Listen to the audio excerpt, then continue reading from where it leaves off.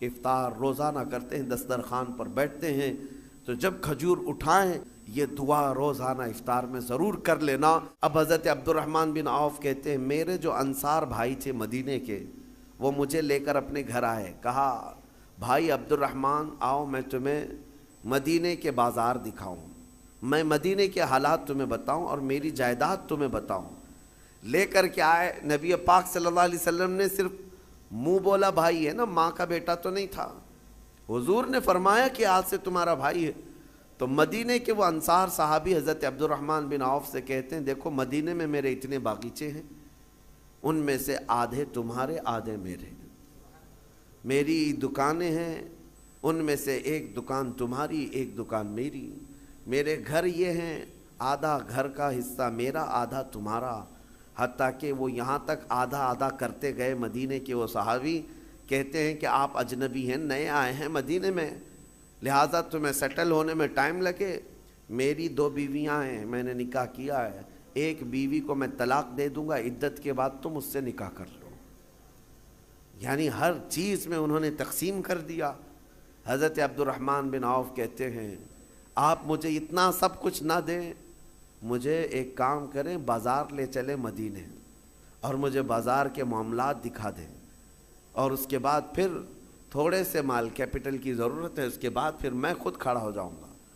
وہ صحابی حضرت عبد الرحمن بن عوف رضی اللہ تعالیٰ عنہ کا ہاتھ پکڑ کر مدینے کے بازاروں کا معائنہ کروایا، اور اس کے بعد بازار میں انہوں نے تجارت شروع کی۔ جانتے ہیں حضرت عبد الرحمن بن عوف یہ وہ صحابی ہیں جن کے پاس اللہ نے اتنی برکت دی کہ ان کے انتقال کے بعد ان کی بیویوں کو جو 8واں حصہ تقسیم کیا گیا تھا، 8واں حصہ، 4 بیویوں کے درمیان 8ویں حصے میں بھی ایک ایک حصہ جب بیوی کو دیا گیا تھا تو ایک ایک گھر بھر کر کے چاندی جمع کر دی گئی تھی وراثت میں۔ اس قدر اللہ تعالیٰ نے برکت عطا کی تھی۔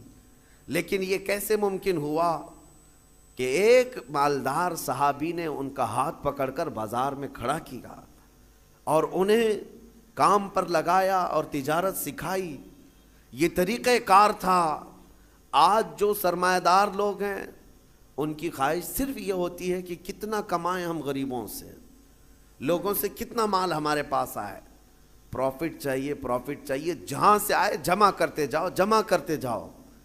کبھی یہ کیوں نہیں سوچتا کوئی کہ جن سے ہم نے خوب کمایا ہے ان پر ہم تھوڑا خرچ بھی کریں، ان کے مصالح کے لیے، ان کے کاموں کے لیے۔ ہم بڑے بڑے پونجی پتیاں جتنے ہیں ہمارے ملک میں، تو وہ بڑے لوگ ہیں جو دنیا کے ٹاپ لیول پر آتے ہیں، ورلڈ کے سب سے مالدار لوگوں میں آتے ہیں، لیکن ان کا غریبوں میں حصہ کیا ہے؟ جا کر کے دیکھ لو، کچھ بھی نہیں ہوگا، بلکہ لوٹ مار کے علاوہ کچھ نہیں ہے، لوٹ کھسوٹ کے علاوہ کچھ نہیں ہے۔ یہ تو ہمارے گھروں میں لگنے والی بجلیوں کا اتنا خون چوستے ہیں، ہر جگہ پر تو یعنی جتنے بھی لوگ ہیں ان سے یہ پونجی پتی لوگ صرف کمانا جانتے ہیں، ریٹرن نہیں دینا چاہتے۔ جبکہ نظام مصطفیٰ یہ تھا، حضرت عثمان غنی رضی اللہ تعالیٰ عنہ بہت بڑے پیسے والے تھے۔ نبی پاک صلی اللہ تعالیٰ علیہ وسلم کے پاس جب کوئی حاجت مند آتا تو حضور حضرت عثمان کے پاس بھیجتے تھے، اور حضرت عثمان غنی یہ نہیں پوچھتے تھے کہ کس کام کے لیے چاہیے، کتنا چاہیے، نبی پاک صلی اللہ تعالیٰ علیہ وسلم کی طرف سے آیا ہے تو وہ اپنا سب کچھ اتنا دیتے تھے کہ وہ خود اپنے زمانے کا ایک بہت بڑا مالدار بن جاتا تھا۔ یہ نظام مصطفیٰ ہے۔ آج زکوٰۃ کا نظام پورا درہم برہم ہے، زکوٰۃ ہمارے ہاں نکالی جاتی ہے لیکن نظام ایسا درہم برہم ہے، کہیں جا کر کے زکوٰۃ کا پیسہ جام ہو جاتا ہے، مستحقین ویسے کے ویسے ہیں۔ ہمارے مسجدوں کے باہر مانگنے والوں کی تعداد سال بھر میں کبھی کم نہیں ہوتی، یا کچھ لوگ اگر پیشہ ور مانگتے ہیں تو انہیں روکنا چاہیے۔ میں یہ نہیں کہتا کہ وہ صرف اور صرف غریب مستحقی ہیں، ہو سکتا ہے کچھ لوگ پیشہ بنا لیے ہوں مانگنے کو، لیکن مسلمانوں کو ان تمام چیزوں کو روکنا چاہیے۔ اور ہماری زکوٰۃ کا جو نظام ہے، اللہ نے سب سے پہلے قرآن میں فرمایا انما الصدقات للفقراء والمساکین، سب سے پہلے زکوٰۃ کے مستحقین فقیر ہیں، مساکین ہیں۔ اور پھر یہ جو مدارس کا ہے، مدرسوں کو زکوٰۃ دے، ان کا نمبر قرآن پاک میں سب سے اخیر میں ہے، فی سبیل اللہ، یعنی جو اللہ کی راہ میں ہیں وہ طالب علم ہے۔ ہاں اگر وہ مستحق غریب ہے، فقیر ہے تو ٹھیک ہے، وہ بھی نمبر 1 پر زکوٰۃ لے سکتا ہے۔ لیکن آج ہمارے لوگوں میں ایک ذہن میں یہ بات بیٹھی ہے کہ زکوٰۃ صرف اور صرف ایک جگہ جو مدرسوں کو دی جاتی یہی ہے، وہ ایک حصہ ہے، آپ ضرور دیں، جو مستحق ادارے ہیں وہ دین کا نظام چلا رہے ہیں ضرور دیں، لیکن آپ آس پاس کبھی نظر نہیں کرتے، اپنے ارد گرد نظر نہیں کرتے۔ قرآن پاک میں ان فقیروں کا ذکر کیا گیا ہے کہ جو شرم کے مارے تم سے مانگتے نہیں وہ حقیقت میں فقیر ہے، حیا کی وجہ سے تمہارے پاس ہاتھ نہیں پھیلاتے وہ حقیقت میں فقیر ہیں، اور ان کو دینے پر اللہ تمہارے بہت بڑے اجر کا وعدہ فرمایا۔ یہ احساس آپ کو خود کو ہونا چاہیے۔ میں آج ایک مثال دوں، نبی پاک صلی اللہ تعالیٰ علیہ وسلم کا جو نظام ہے، سیدنا عثمان غنی رضی اللہ تعالیٰ عنہ کا جو مال تھا، حیرت ہوتی ہے آج بھی مدینہ طیبہ میں حضرت عثمان غنی کا اکاؤنٹ چل رہا ہے، آج بھی ان کے بینک کا کھاتہ چل رہا ہے، 14 صدیاں گزر گئی، ان کے نام کی جائیداد آج بھی موجود ہے، ان کا باغیچہ، ان کا کنواں جو انہوں نے خرید کر کے وقف کیا۔ جس کے پاس مال ہے وہ اگر اپنے سرمائے کو ریٹرن قوم تک پیش کرتا ہے تو اس کا مطلب یہ نہیں ہے کہ اس کا سرمایہ کم ہو جائے گا، تاریخ کی سچائیاں بتا رہی ہیں 14 سینچریاں گزر گئی لیکن ان کے مال میں ابھی بھی کمی نہیں ہے۔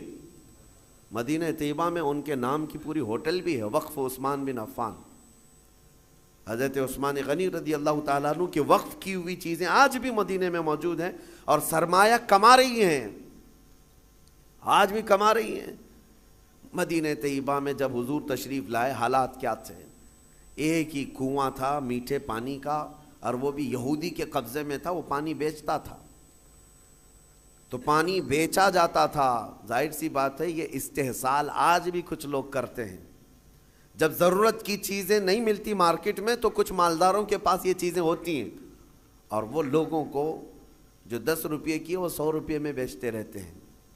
یہ احتکار اسلام میں ناجائز و حرام ہے، لوگوں کی مجبوری کا فائدہ اٹھانا۔ جب تمہارے لیے ضرورت تھی، یہ 5 روپے کا ماسک جو ہے 50 روپے میں بھی بیچا جا رہا تھا، کیونکہ اب لوگوں کو ضرورت تھی، تو لوگوں کی ضرورت کو دیکھ کر کے اس کا منافع بڑھا دینا اور لوگوں کی مجبوری کا فائدہ اٹھانا، اسلام اس کی کبھی اجازت نہیں دیتا۔ جب مدینہ طیبہ میں آئے، ایک یہودی سب کو پانی بیچ رہا ہے، پینے کا پانی۔ صحابہ جو غریب تھے حضور کی بارگاہ میں آئے، عرض کیا کہ یا رسول اللہ صلی اللہ علیہ وسلم، اتنی غریبی ہے کہ ہم پانی خرید کر نہیں پی سکتے۔ حضور اکرم صلی اللہ تعالیٰ علیہ وسلم نے اعلان فرمایا، کوئی ہے ہم میں سے جو اس کنویں کو خرید کر کے اللہ کی رضا کے لیے وقف کرے اور مسلمانوں کو پانی پہنچائے، اس کے لیے اللہ تعالیٰ جنت کی پوری نہر عطا فرمائے۔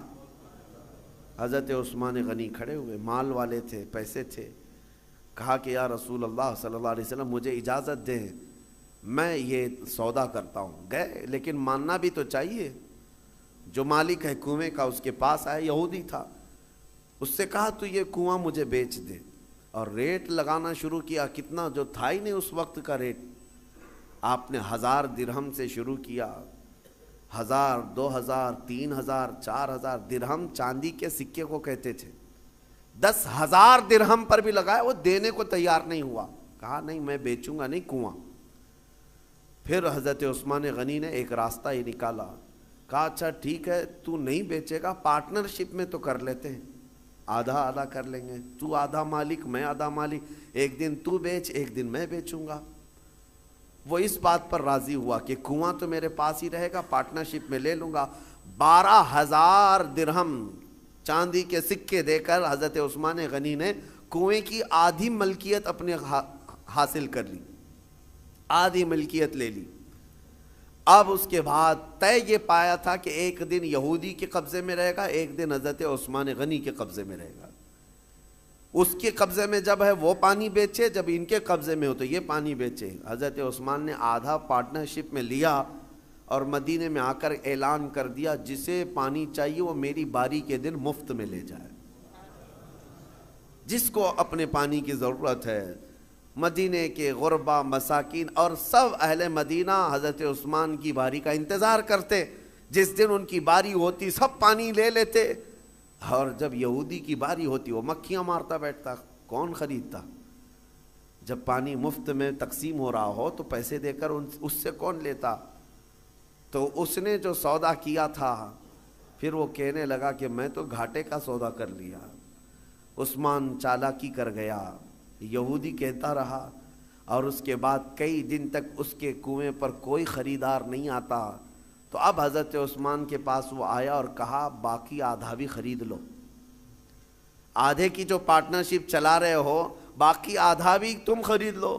حضرت عثمان غنی اس وقت کہتے ہیں اب مجھے خریدنا نہیں ہے، پارٹنرشپ میں ہی چلیں گے، آدھے آدھے پر ہی چلیں گے۔ پھر حالات یہاں آئے کہ بہت اونے پونے اس یہودی کو چند سکوں پر، چند درہموں پر اپنا پورا کنواں دے کر جانا پڑا۔ حضرت عثمان غنی نے بہت مختصر سی دولت سے باقی کا کنواں خرید لیا، اور اس کے بعد بارگاہ رسالت مآب صلی اللہ علیہ وسلم میں حاضر ہوئے۔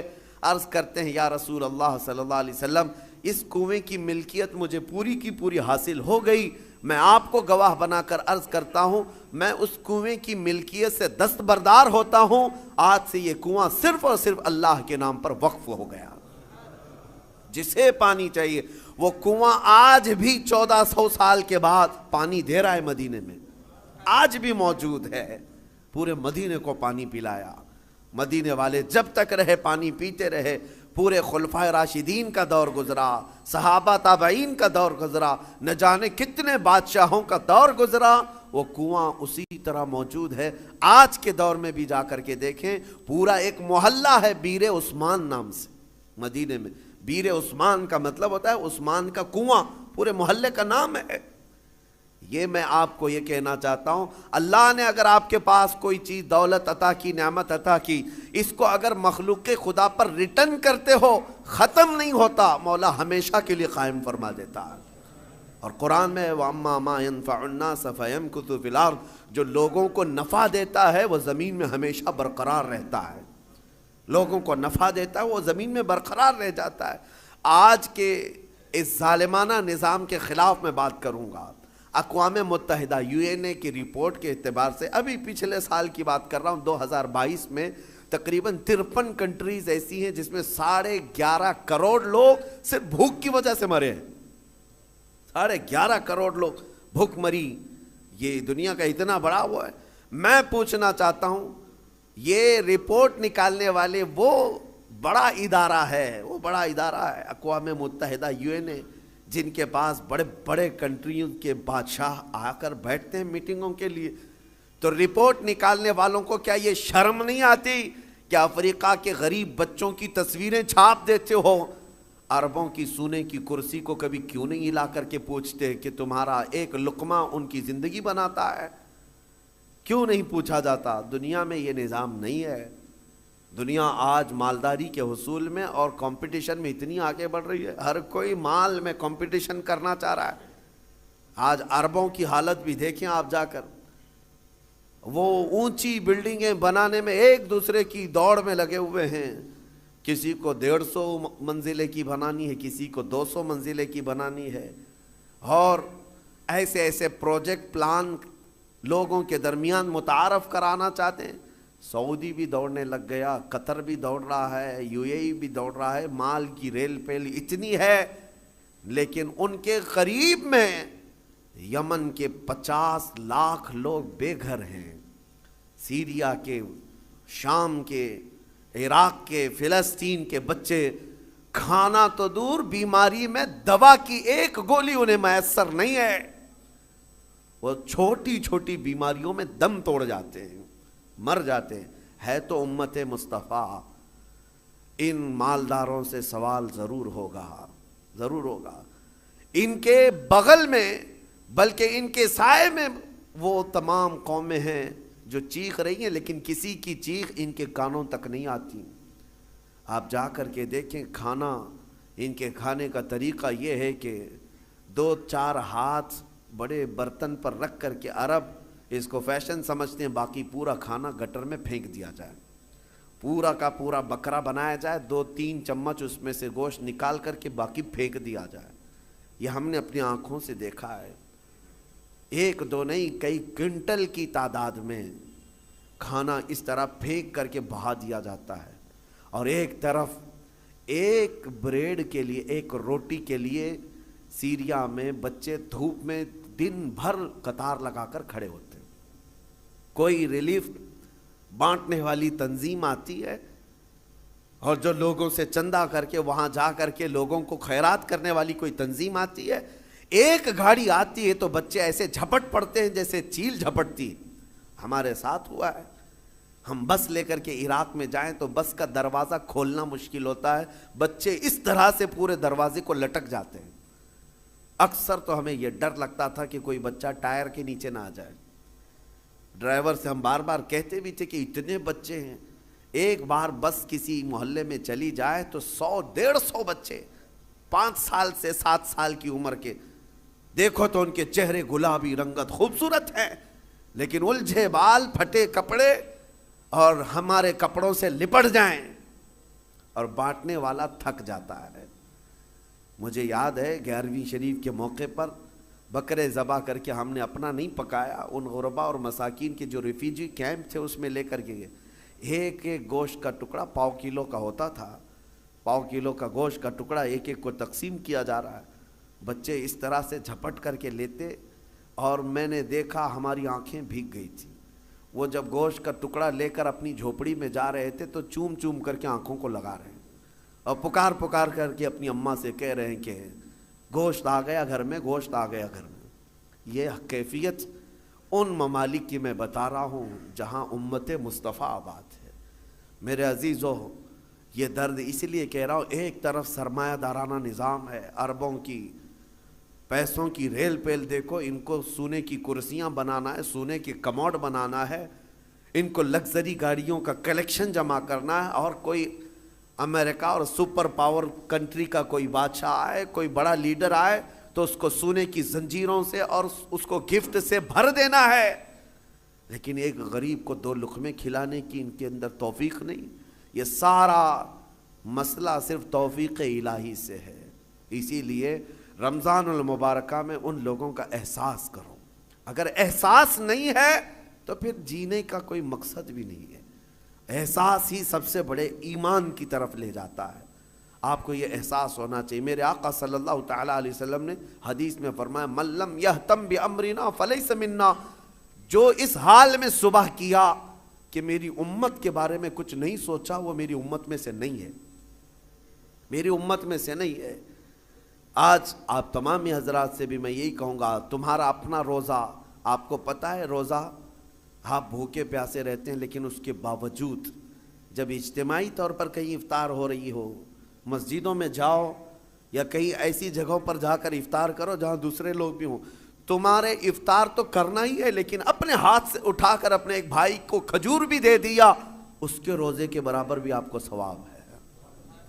اللہ تبارک و تعالیٰ نے یہ نظام تمہارے لیے رکھا ہے۔ صحابہ کرام فرماتے ہیں، ایک وقت وہ تھا رمضان کے روزے کے افطاری کا وقت قریب تھا، 70 صحابہ جو اصحاب صفہ میں ہیں نبی پاک کے حجرے کے باہر بیٹھے رہتے تھے۔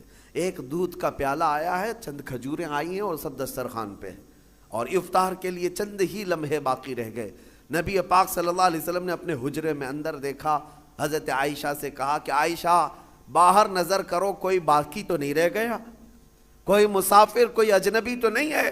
حضرت عائشہ کہتی ہیں وہ کھڑکی سے اندر سے جھانک کر دیکھتی ہیں، جنت البقیع قبرستان حضور کے حجرے سے تھوڑی دور پہ ہے، ایک درخت تھا غرقد کا، اس درخت کے نیچے کوئی ایک مسافر آیا ہے اور الجھے ہوئے بال ہیں، کہیں لمبے سفر سے آیا، وہ اپنی سواری کو باندھ رہا ہے۔ حضرت عائشہ نے کہا یا رسول اللہ صلی اللہ علیہ وسلم، کوئی دور کا مسافر لگتا ہے اور غرقد کے نیچے کھڑا ہے، افطار کرنے کے لیے میرے آقا بیٹھے، چند لمحے باقی رہ گئے تھے۔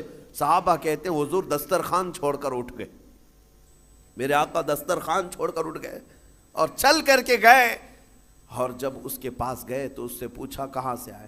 وہ بڑا لمبا سفر کر کے آیا تھا، اور حضور اکرم صلی اللہ تعالیٰ علیہ وسلم نے اس سے پوچھا کہ یہاں آنے کا مقصد کیا ہے؟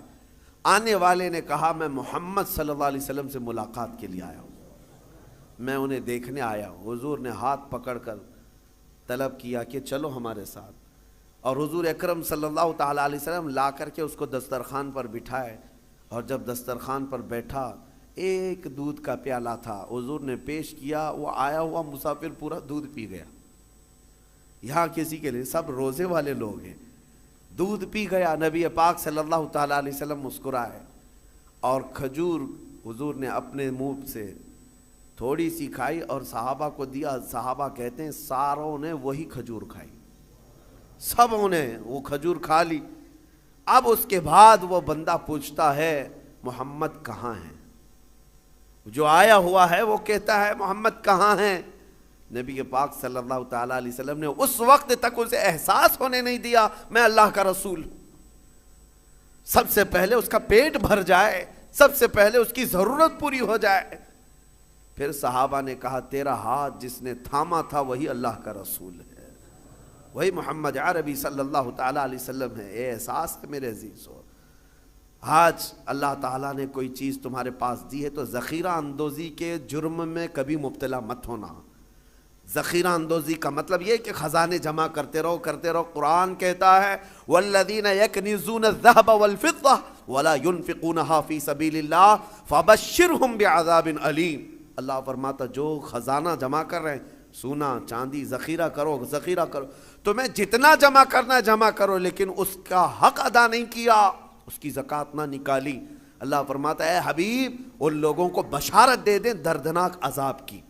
یوم یحمى علیہا فی نار جہنم فتکوی بہا جباہہم وجنوبہم وظہورہم ھذا ما کنزتم لانفسکم فذوقوا ما کنتم تکنزون۔ قیامت کے دن اللہ فرما رہا ہے اس دن آگ تپائی جائے گی جہنم کی، اور پھر یہ جو لوگ ذخیرہ اندوزی میں ملوث تھے ان کی پیشانیوں کو داغا جائے گا، ان کی پیٹھ کو داغا جائے گا، ان کے دونوں بازوؤں کو داغا جائے گا، اور پھر ان سے کہا جائے گا چکھو یہ تمہارا وہی مال ہے جس کو تم جمع کر کے سانپ کی طرح بیٹھے رہتے تھے۔ اگر اللہ نے دیا خوب جمع کرو خوب حاصل کرو، لیکن اس کا حق بھی ادا کرو، اس کا حق ادا کرو۔ آج حالات ہمارے پوری امت کے لیے اس قدر دردناک ہیں۔ میں ایک ریکویسٹ کر کے اپنی گفتگو کو ختم کرتا ہوں۔ افطار روزانہ کرتے ہیں، دسترخوان پر بیٹھتے ہیں، تو جب کھجور اٹھائیں، ہو تو نہیں سکتا، ہماری طاقت نہیں ہے کہ ہم چل کر کے ملک شام پہنچ جائیں، چل کر کے ابھی ہم عراق پہنچ جائیں، چل کر کے ابھی ہم یمن چلے جائیں، لیکن دسترخوان پر کھجور اٹھا کر بارگاہ رب العزت میں یوں تو کہہ سکتے ہو مولا مجھے تو نعمتیں کھلا رہا ہے، تیرے حبیب کی امت میں چھوٹے بچے بھوک سے بلک رہے ہیں، اے اللہ تو نے مجھے کھجوروں کی نعمت دی ہے، اے کریم خدا ان پر تو اپنا خانے نعمت وسیع فرما دے، میرے حبیب کی امت پر تو رحم کی چادر پھیلا دے، ان کے آزمائش کے دنوں کو تو مولا اب ختم فرما دے۔ یہ دعا روزانہ افطار میں ضرور کر لینا۔ اس لیے میں کہہ رہا ہوں کہ اگر تمہارے دل میں احساس بھی پیدا ہوا، قیامت کے دن یہ نیت بھی دیکھی جائے گی کہ یہ چل کر کے تو نہیں گیا، لیکن ان کے درد کا درد یہ یہاں بیٹھ کر کے بھی محسوس کرتا تھا، اس کی بھی بخشش کی جائے گی۔ اللہ کریم رمضان المبارکہ کی ان خیر والی ساعتوں میں ان تمام غریب امت مصطفیٰ پر رحم و کرم کی بارش نازل فرمائے، مولا ان سب کو امن کی سانسیں عطا فرمائے۔ رب ذوالجلال اس پاک مہینے میں ان غربا اور یتیموں کو جن کے ماں باپ کا سایہ ان کے سروں سے اٹھ چکا ہے، جن کا کوئی حامی و مددگار نہیں، مولا تو ان کا حامی و مددگار بن جا۔ اے کریم خدا تو ان کا ناصر و وکیل ہے، اے اللہ غیب سے ان کے لیے اسباب پیدا فرما۔ وآخر دعوانا ان الحمد للہ رب العالمین۔ السلام علیکم۔